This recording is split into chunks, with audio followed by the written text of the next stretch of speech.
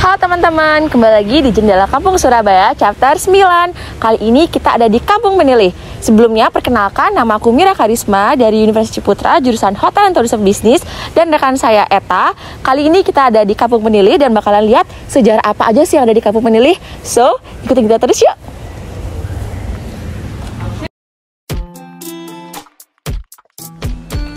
Nah teman-teman, sekarang kita sudah memasuki Kampung Penilih, di mana di sebelah kiri kita bisa lihat ada toko buku Penilih, dan di depan sana akan ada rumah dari host Cokroaminoto dan juga makam-makam bersejarah.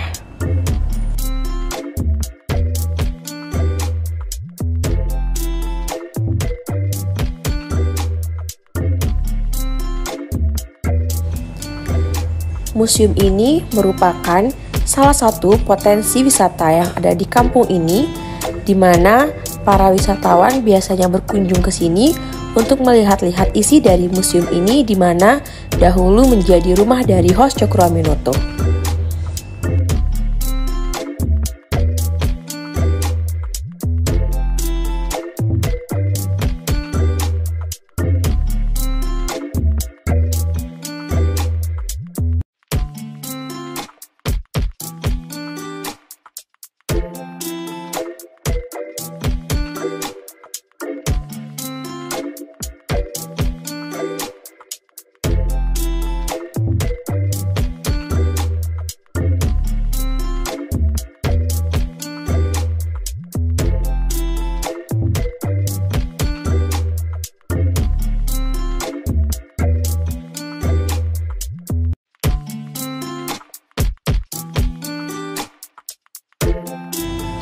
Nah, untuk tahu lebih lanjutnya, kita akan berbincang-bincang dengan salah satu petugas di museum ini, yaitu Pak Arif. Sebelum saya bertanya, mungkin bisa diperkenalkan dulu atas nama Bapak siapa dan sebagai apa? Ya, kenalkan saya Arif, saya petugas yang jaga museum ini. Oke. Mungkin sebelumnya bisa dijelaskan sedikit Pak sejarah dari terbentuknya, kan ini kan Kampung Peneleh ya Pak? Ya, mungkin ada sejarah dari terbentuknya kampung ini Pak. Jadi memang benar kampung ini bernama Peneleh, yang mana saat itu kampung ini diambil dari kata pinilih yang artinya terpilih gitu. Jadi kampung ini sebetulnya kampung tertua di Surabaya dan sudah ada sejak era kerajaan Singosari saat itu. Dan wilayah sini pada saat itu juga udah padat, udah banyak penduduk sekitar sini seperti itu. Oke. Dan untuk museumnya sendiri yang mana didirikan atau dibangun di era pemerintah kolonial di kisaran tahun 1800-an saat itu. Yang mana awal mula museum ini milik dari seorang saudagar Cina atau Tionghoa, dan pada saat itu sempat dijual ke saudagar Arab.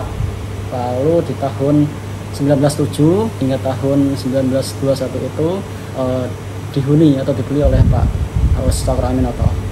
Seperti itu. Dan kemudian pada tanggal 27 November tahun 2017 rumah ini atau museum ini diresmikan oleh pemerintah Kota Surabaya sebagai museum.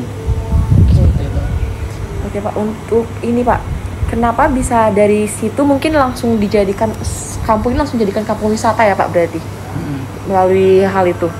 Oke. Jadi tidak hanya hal-hal itu, karena di kampung ini banyak kearifan lokal lainnya, termasuk kayak makam-makam di perkampungan, terus ada masjid tertua juga, lalu ada makam kolonial gitu. Jadi akhirnya yang mana kampung ini dijadikan kampung heritage. Itu semua ada di kampung ini ya Pak? Ada di kampung Satu ini. jalan ini? Satu jalan ini. Oh, oke Pak. Mungkin untuk kendala yang dihadapi Pak, mungkin selama kampung ini menjadi kampung wisata atau mungkin setelah pandemi ini mungkin apa ada kendala Pak? Jadi sampai saat ini pas pandemi ini aja kita kayak memang ada pembatasan sih, kendalanya pembatasan kayak pergerakan masyarakat gitu aja. Seperti itu sih. Mungkin bisa jelaskan sedikit Pak terkait sejarah apa aja yang menjadi potensi di kampung ini Pak. Tadi kan sudah Pak sebutkan, bisa jelaskan sedikit Pak setiap ininya apa ada sejarahnya masing-masing? Jadi untuk yang di museum ini sendiri, yang mana saat itu tidak hanya ditinggali oleh Pak Haji Umar Said Cokroaminoto, melainkan pada saat itu juga sempat dijadikan base campnya pergerakan, dan banyak tokoh-tokoh penting juga seperti Pak I.R. Soekarno, Pak Muso, Pak Kartosuwiryo yang kita ketahui tokoh-tokoh besar itu pernah juga tinggal di sini atau kos saat itu. Dan tidak jauh dari sini juga ada perpustakaan tertua juga, perpustakaan lama, yaitu perpustakaan Peneleh, yang mana pada saat itu tokoh-tokoh juga sering kayak membaca buku atau jual beli buku di sana. Gitu. Dan tidak jauh juga dari sini ada makam Mbah Singo dan Mbah Panjang, itu kayak sesepuh kampung yang dimakamkan di kampungnya. Kemudian agak jauh dikit ada Masjid Jami, masjid kedua yang ada di Surabaya yang didirikan atau dibangun oleh Sunan Ampel saat itu. Seperti itu.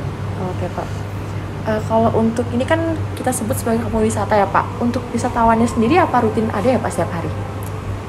Jadi untuk di sini sendiri selama kita jaga di sini tiap hari pasti ada yang datang, dan biasanya untuk weekend itu dominan lebih banyak wisatawannya. Weekend ya? Weekend. Untuk saat ini juga? Untuk saat ini juga. Oke. Ada perbedaan ya Pak dari sebelum pandemi sampai sekarang?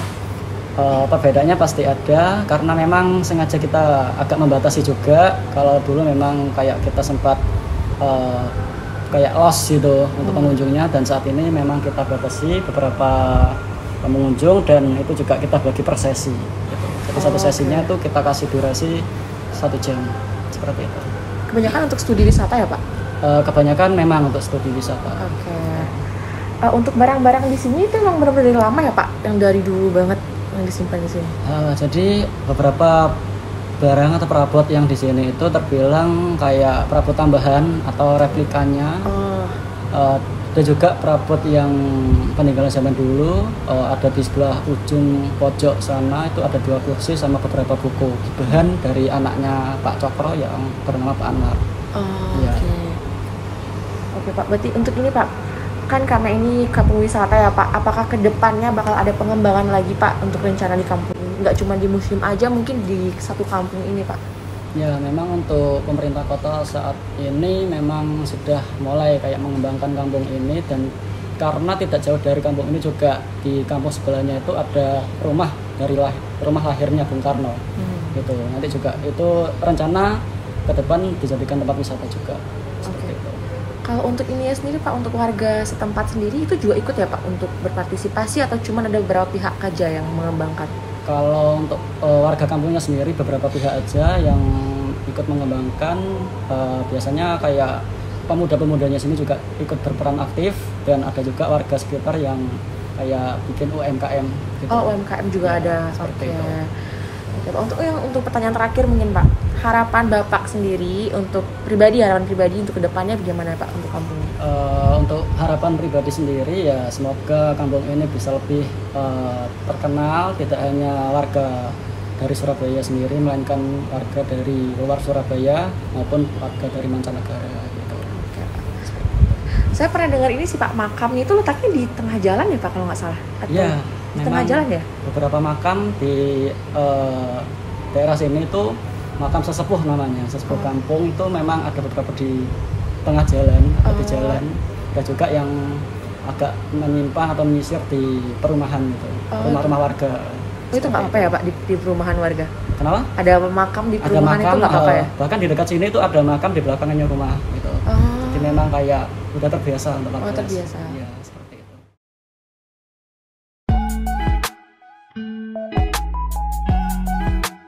Nah, itu dia teman-teman, informasi lebih detail mengenai potensi wisata yang ada di kampung ini.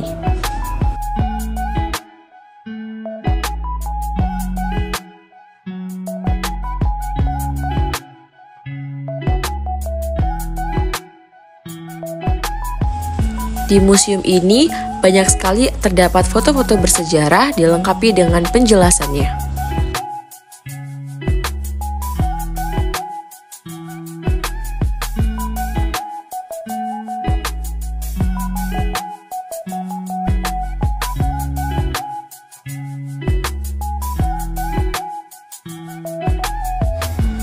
Tak hanya itu, di sini juga terdapat kamar tidur dari host Cokroaminoto pada zaman dahulu.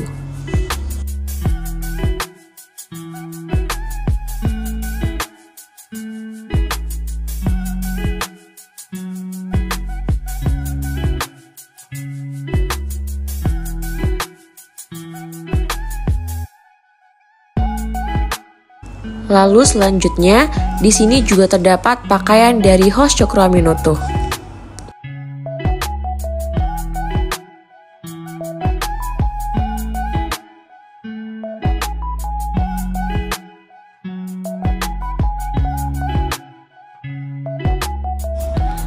Tak hanya host Cokroaminoto, tapi di sini juga ada pakaian dari Bapak Soekarno loh.